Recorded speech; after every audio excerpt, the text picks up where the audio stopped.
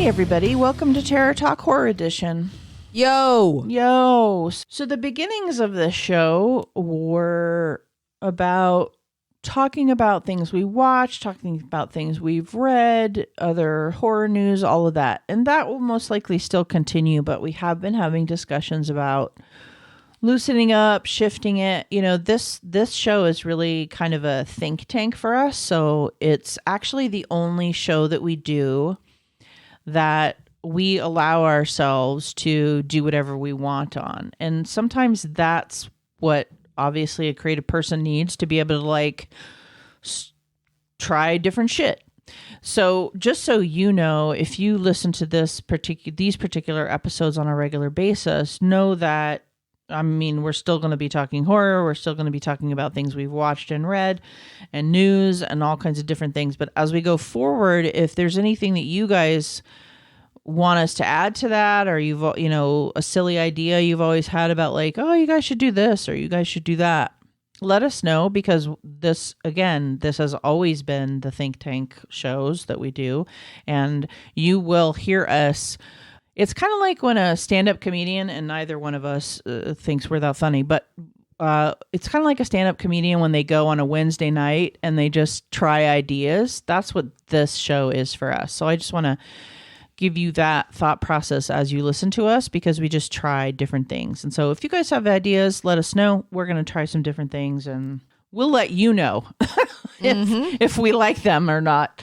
I wanted to share with Kathy, you know, I ended up finishing the True Detective series. Did you end up loving it as much as I did? I know. It's so good. It was so good. So if you guys haven't seen it, the most recent episode of True Detective has Jodie Foster in it. And she's great and everyone's great. And it's got more horror elements in it. A lot more. And supernatural. Yeah, than supernatural in it. And it's also grounded in reality. So if you need it to be grounded in reality as a crime drama, I think you'll be fed in that way. But also if you like horror elements like we do, you'll be fed in that way. So It really appeals to both audiences, which is kind of who we are. True crime and horror, you know, fact and fiction. And it's the most watched out of all the true detectives. And I think it's because when people first saw the series come out, they were expecting something scarier. And the first season, I loved the first season, but it's more of a drama. It was good. Yeah. It was really good. But it was just more of a drama. It was absolutely more of a drama. Scary.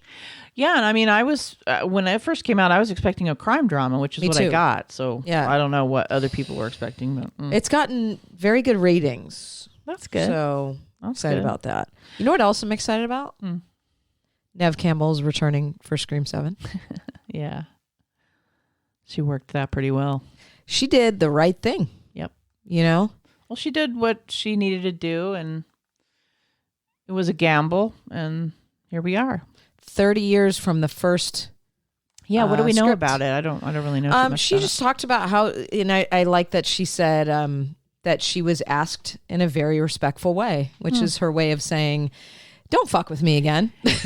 You know, it's like her way of saying, like, they came back to her respectfully and said, like, you were right. Yep. And that's really great. I mean, that's a great tactic to take by them. Any other tactic wasn't going to work, and they wanted it to get her back. So kudos to them for doing the right thing in knowing how to get her back. And okay, so it doesn't say much about like what her part will be or any of that. I mean, she's obviously going to be, I don't think they've gone too much into the script, but obviously, you know, she'll be coming back as Sydney. But, you know, I think... how do you feel about it? Well, I'm excited about it. I mean, this is Scream. Not that we can't have a Scream movie without her. That you know, the last couple were good, or the last one was good that she wasn't in. But I think more so just even from like a female business perspective, you know, she was just like, no disrespect to you guys, but I've built this franchise, and I'm gonna step over here, and when you're ready to be serious and give me a real offer and pay me what you would have offered a male celebrity, then we'll have a conversation. And that's what just happened. Business. Yeah. Honestly. And we know that you know, female actors have to work a little bit harder at that. So I really commend her for being like, I'm gonna be over here till you get serious. And I think you have to be willing to walk away, and she finally was. Mm-hmm. In other words, you can't just fake it. Mm-hmm. You have to be willing to walk away. It's like any codependent situation. Yeah. If she's codependent with the franchise, when you're detaching from codependency, you have to be willing to walk away, and you just have to state that. You have to say, I'm done. I'm willing to walk away. And then the other person gets to decide. And they were really good about deciding that they really want it. Well, they made a movie, and it wasn't that great. And in my opinion, what I think will happen too, to kind of answer your question without giving a lot of information, is that Melissa Barrera and Jenna Ortega will not be in 7. So my guess will be it'll kind of jump from 5 to 7 as far as where she was, because 6 was such a different thing, and I love them in it. I think that was a good choice to go the way that they did, but she will now be the center stage. Fantastic. Yeah. Love it. I wanted to also mention that I was a guest on Jasmine Milani's podcast, Are You Spiritual? I've been a guest once before. Sometimes she goes into some really deep, interesting topics about spirituality, and she's a healer and a Reiki master and a meditation teacher and a longtime friend of mine. But she also has interest in true crime and she listens to our show. And so we did a follow-up episode, a companion episode to our Twin Flames episode. We did it. Kathy and I did an episode on the Twin Flames couple from the documentary that you guys might have seen, which is more obviously based in psychology and true crime. And then I went on her show, and she explicated, and we talked for a long time about the actual spiritual idea of twin flames, and then also about the documentary, but not so much about the documentary, but about the people and about what she sees in their presentation from a spiritual lens, meaning they're saying they're part of the spiritual community, right? So about spiritual narcissism and all of that. And then of course I lend my psychological knowledge to that. So go over and listen to that. Again, it's called Are You Spiritual? And it's the most recent episode. My name's on it. Shannon Calder from I listened to the first episode that you guys did a while back, and it was really good. Yeah, she's a big supporter of ours, and I'm a big supporter of hers. And so it's a nice companion episode to ours, actually. If you haven't heard our Twin Flames episode, listen to ours, then listen to hers. I think you'll get so much information about them, but also about just the twin flames concept that they're really manipulating, that they're really hurting people with, when it's actually a concept that is, of course, part of the spiritual community and doesn't need to be. It's wielded like all religion, right? Christianity can be just fine. It can be just fine. Faith systems are delightful. Yeah. Until you fucking distort them for your own gain. Absolutely. So, yeah. Yeah. Very good. I will listen to it for sure. Right on. Thank you so much. Mm-hmm. Thanks for supporting the crowd. People who support us. Yeah. We both we both read Wander in the Dark. This is a book by Jumada Emil, and it's a thriller. It's actually a young adult thriller, a mystery thriller. And we normally read in our book club for Terror Talk more horror-based books, but occasionally we do read thrillers. And this was a YA thriller with some cultural components to it. So I thought it was a nice mix-up as far as giving us something different to read. Mm-hmm. And it was an easy read for me. I thought it was fun. I mean, because it's young adult, obviously. Yeah. It went by quickly, and so... I just always liked the whodunit. It was fun. And so you are wondering the whole time, and it is YA. You have to just know that going into it. And I think if you go into it and have fun with it... Yep. I know a lot of adults that will read YA every now and then or watch, youth shows because there's something just really... fun about them. And I think this book did exactly what it promised itself to do. And I dug it. I think if I were a certain age, this would be a fun book for me. And even as an adult, I appreciated just I always like, that's why I love Agatha Christie. I love the whodunit stories. Great, yeah, and it's definitely that. And it's a fun, quick read. It's got pretty good ratings. It's not widely known. It's called Wander in the Dark. Like, there's not a ton of ratings on Goodreads. I think it's only his second book, this author. It's more of an independent type of vibe.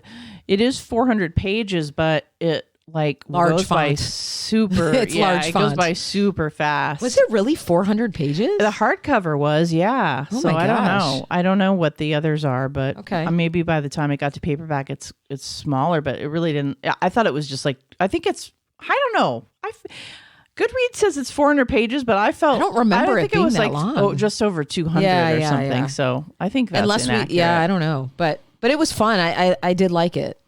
It's also got a cultural racist component to it where they're dealing with it. They're not going in hard and smart about it. It's much more just part of the culture of the book is that they address it. It works. The racism is in the story. They don't clobber you over the head with it. No, it's literally part of the plot, part of the story. And it works well. Yeah, and it worked. But that being said, it's not like a really dense read or anything. No. Yeah. Mm-mm. All right. No. Yeah, we enjoyed it. And now we're reading, what the fuck are we reading now? The mermaid one. We're reading a book about mermaids and science. And I got to come up with the name of it because I can't just say that. That's stupid. We can't just do that, Gabby. Hold on. Let me find the name. Mermaids and science. It's called Into the Drowning Deep by Myra Grant.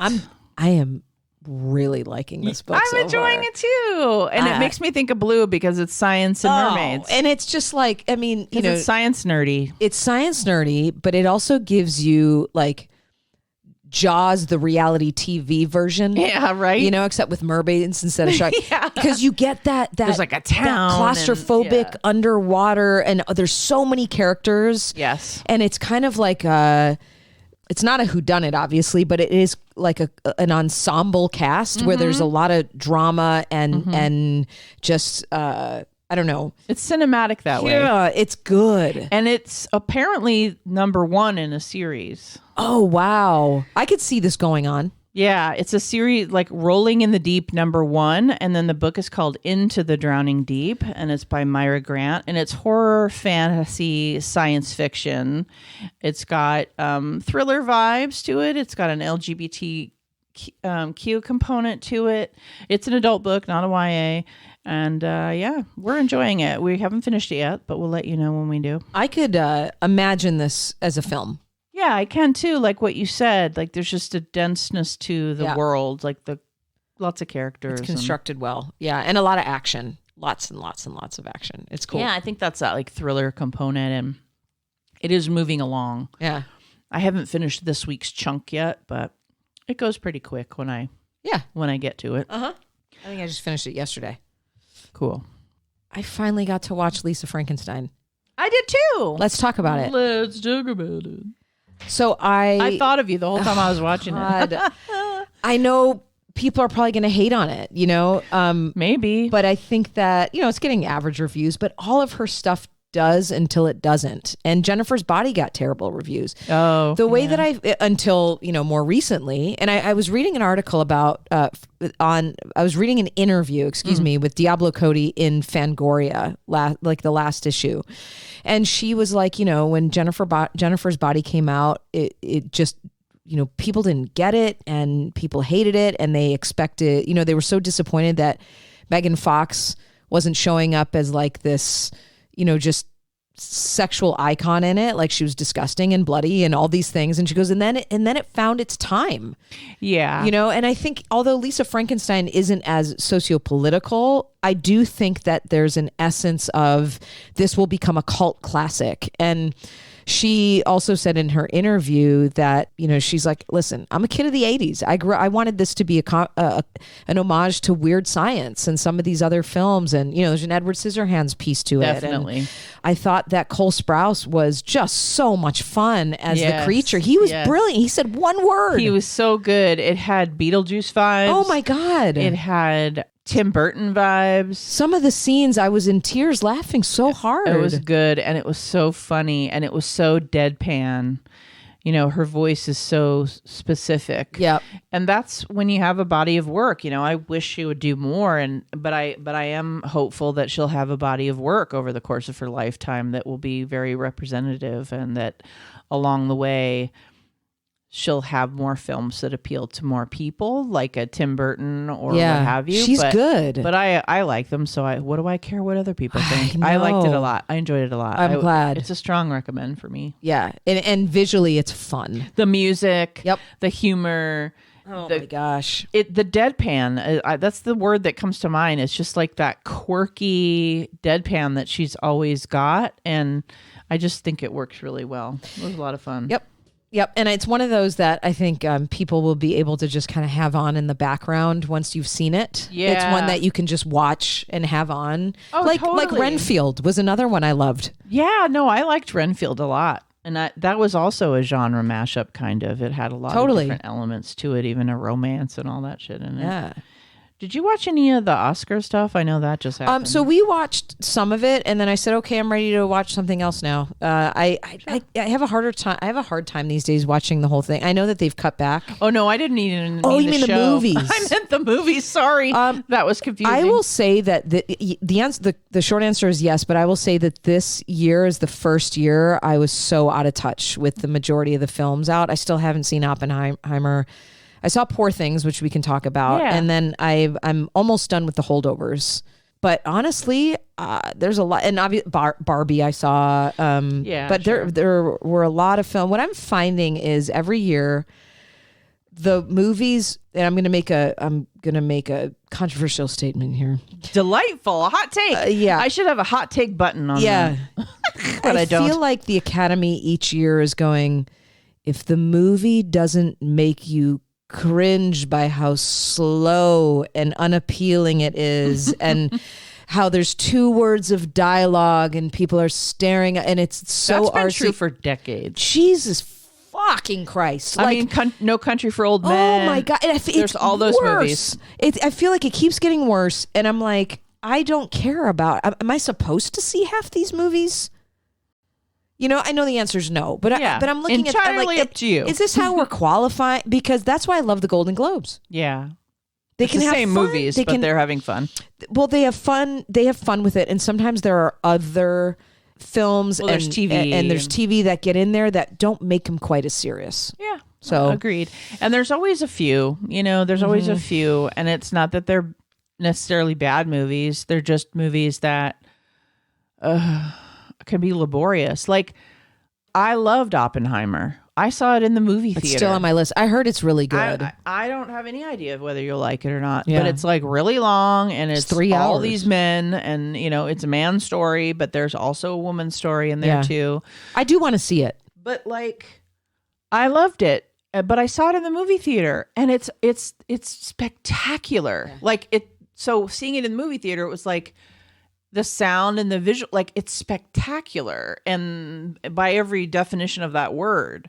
So it was food for the eyes. Cillian Murphy he was amazing. He's just brilliant. He was so good in it, and I like historical explication of like things that happened that they take seriously, but there's also like there's 1 or 2 characters in there that lend a funny vibe to it in pieces, and it's 4 million hours long and whatever. Like, I love Robert Downey Jr. I'll watch anything he's in. Yeah, so. He's in it, and there's another funny guy in it that I can't remember his name right now, but so I loved that. I liked Maestro wasn't as like phenomenal as everyone talks about, but I really liked it. I loved Bradley Cooper's performance.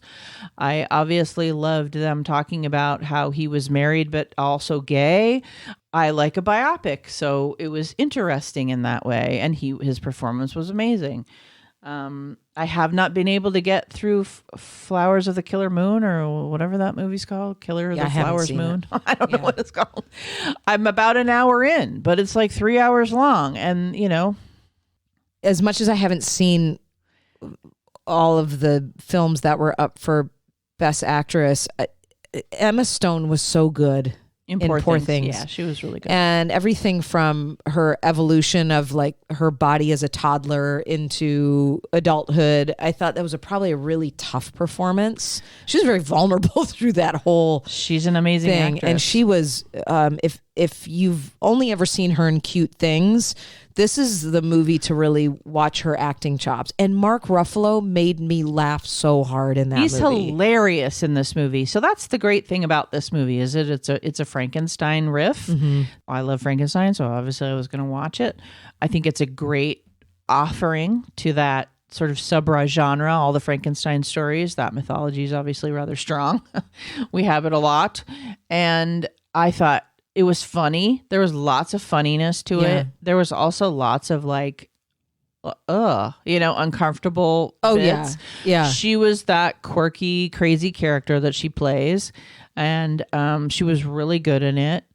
And, she's sort of the psychopath, as you would imagine Frankenstein would be, just like very cut off from emotion until she's not. It's like it's a really interesting one. Of all of the Oscar ones, it's really the only one I could say like recommend to, I don't know, a regular person that's not a total movie file like me. No, it is good. And it also, I think there's a huge feminist piece to the movie too. When you start to watch it, you can't imagine that it's going to go there. And then all of a sudden it like becomes this, that without giving too much away, women not realizing how powerful they are. Yeah. and that's its message. Yeah. All Oscar films have a message. So if you don't like message films, don't watch it. Yeah, but it's also like that's not the only thing going on. No, of course not. It's just but I loved that because you are so disgusted at the beginning if you're watching it through that lens, and then all of a sudden there's this switch that happens. You're like, oh, I see what she's doing here. Well, and she's stone cold psycho for a big chunk of the movie, and then there is a character arc for her, which I need in a when the heroine. The color comes out. Yeah, in a heroine, I need there to be a character arc, or else it's just really not a good movie if the character doesn't change by the end, and she definitely does. I will tell you that for about the first 45 minutes, I wasn't sure. I was pretty bored. Slow burn. I was real bored. Really first half. Slow though. But then once it kicks in, great, and landed the ending. But I think what kept me through that first 40 minutes was Mark Ruffalo though, because he was brilliant in it. What kept me in it is like, I don't know, I'm watching it, doing other things, and then it started kicking, and I started to pay more attention. But it kept me in it because I was going to watch it. I was committed. Yeah. I wanted to watch some of the Oscar movies. We watched it in 2 sittings because it was one of those where I'm like, okay. Yeah. Take a moment. I did that with Maestro, I think. Mm-hmm.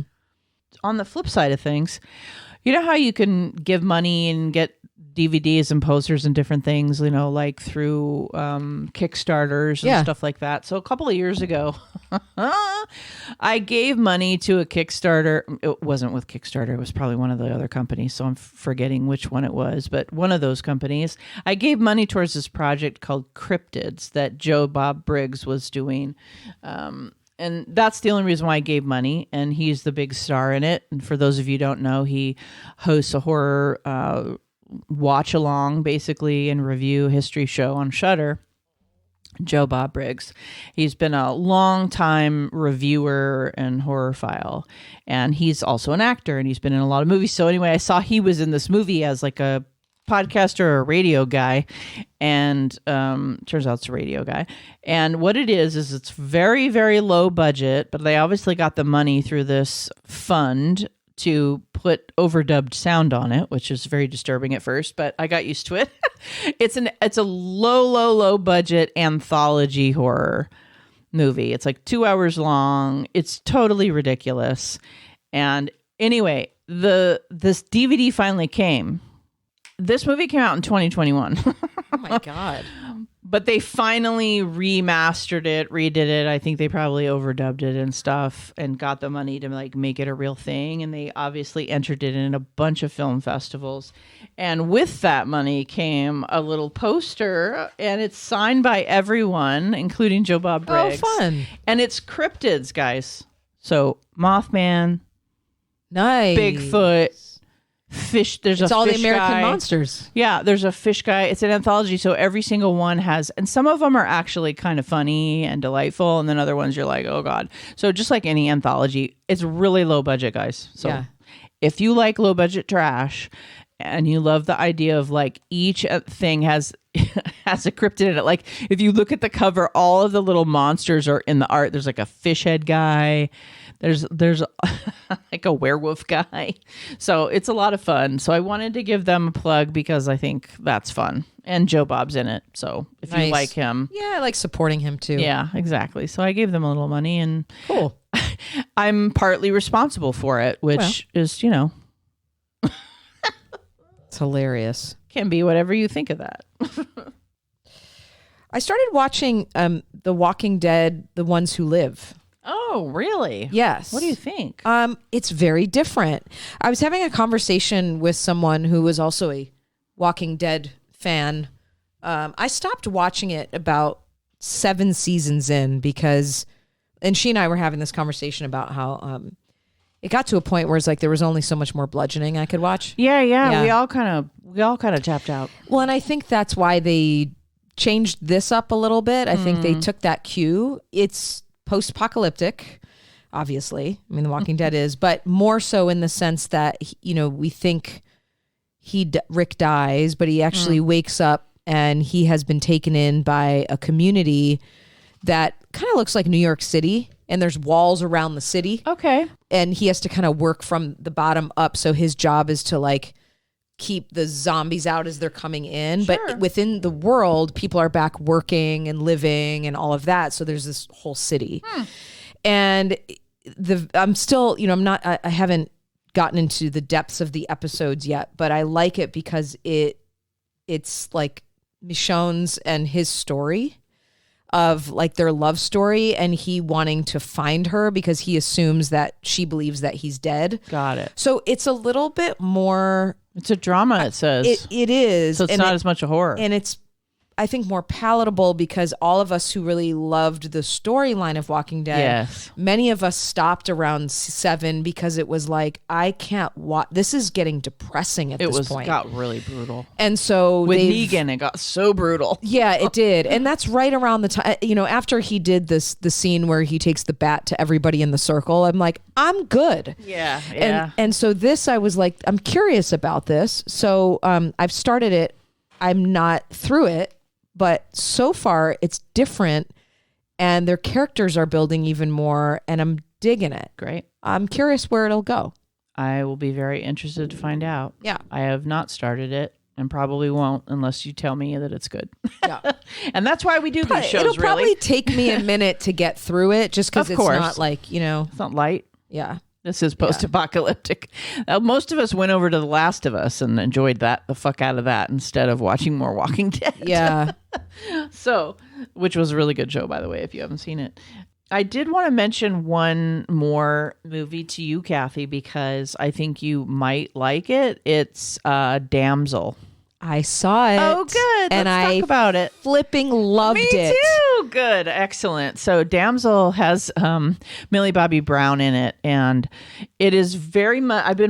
I've been reading this genre of book lately. The genre is romantasy, and I read this amazing book called The Fourth Wing. If any of you guys are into the romantasy books, and it has this book has dragons. It's set in a war college. It's got a female hero. I couldn't sleep. I had to finish this book. It was so good. And then I read the second one, which is called The Iron Flame. So I got all up in my dragons and women phase. How awesome is this dragon? So then I watched Damsel, and there's a fucking amazing dragon in it, and I was like, yes. And so this movie, for those of you who don't know, is playing to the sensation that romantasy reading is taking over right now, like on TikTok and Instagram. All of these, it's got so many of the tropes that are in these books, and I just ate this movie up. Oh my god, I'm obsessed. Like, it was that we finished watching it and we're like, that was so much better than we even thought. And the first scene where you see the dragon come in and you just see like the silhouette, you're like, this is so cool. It was so much scarier, so much more horror than I thought it would be. The dragon was kick-ass. She was great in it. Robin Wright was great in it. I mean, it's a great cast. Yeah. She was amazing in it. I loved it. Yep, me too. Great. Yeah. So we would both recommend that movie, and it's on Netflix. I saw one review that called it The Descent times Dragonheart. Like, it's like, I could see that. Scary. Yeah. It's definitely like isolation horror, trapped feelings in it. It's got, thriller survival stuff. It's definitely female badass type of deal. And the dragon has depth. The dragon has depth. There's a reason why the dragon's doing what it's doing. It has motivation. And that's what I mean by it's very much playing to this audience right now that's very hot into dragons and fantasy books that have dragons in them and romance in them and all of that shit. And it's dark. It's like D&D on crack or something. It's like super, super fun because it's mythology. It's fairy tale, but it's dark. And I agreed. I love it. Yep. Loved it. Fun. We forgot to do the horror facts. Oh, poopy scoops. You want to do some horror facts? Let's do them anyway. I like them fun because mostly I like to hear. Whoa. Can we try that again? Whoa. One more time.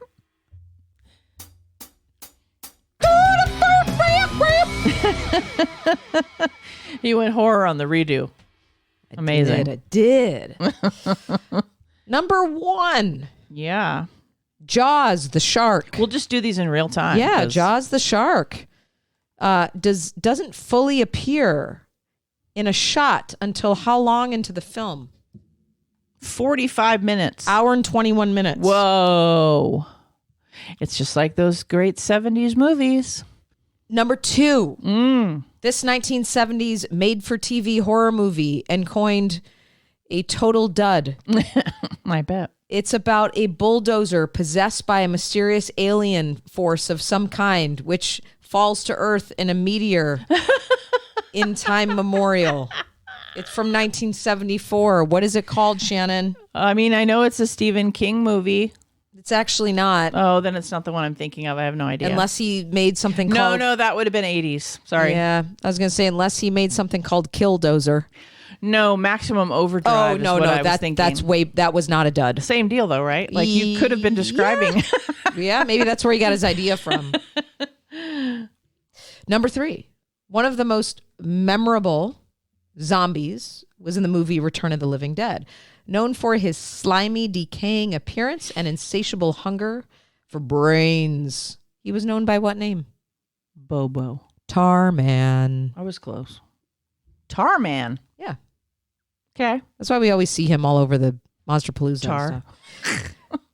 His art. Yeah, he's a fun cosplay. Yeah. Mm-hmm. Number 4. This American film critic, writer, and actor pushed to have the movie Basket Case released uncensored.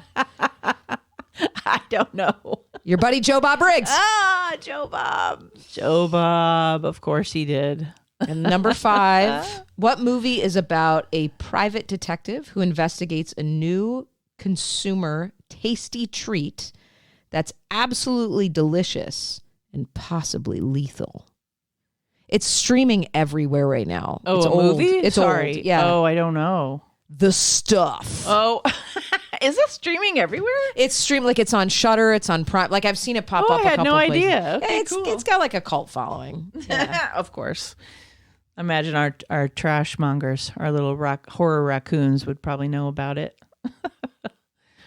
Is that 4 or 5? That was 5. Okay. Thank you so much, Kathy. Thanks for the... Thanks, you guys. And remember, we're playing around with this show, so let us know if there's anything horror you wanna hit us up for, because we're gonna lean into it and go where the blood takes us. Thanks so much. Thanks for listening to this episode of Terror Talk. My name is Shannon. And I'm Kathy. Sleep safe, everyone.